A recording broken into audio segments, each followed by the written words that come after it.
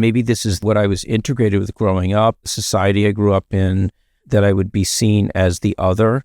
And maybe I grew up a long time ago, and the other was not something you wanted to be.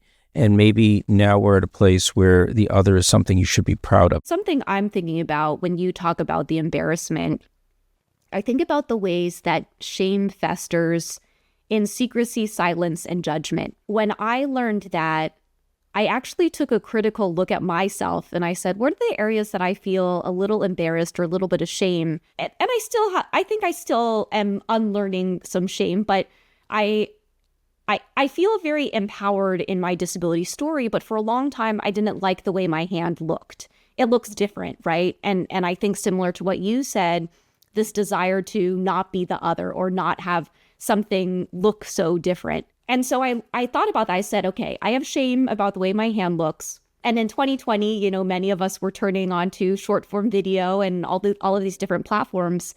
I said, one of the ways I think I'm going to tackle shame around the way my hand looks, because I would even look at past photos of myself and I'd be hiding my hand, behind my hip or behind someone else or behind a table or under a table, is I said, secrecy, silence, and judgment.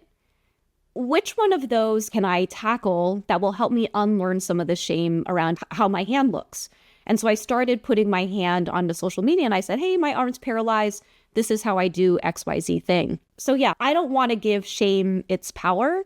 And part of how I am tackling not giving shame that power is by bringing more light on the things that people might have shame about.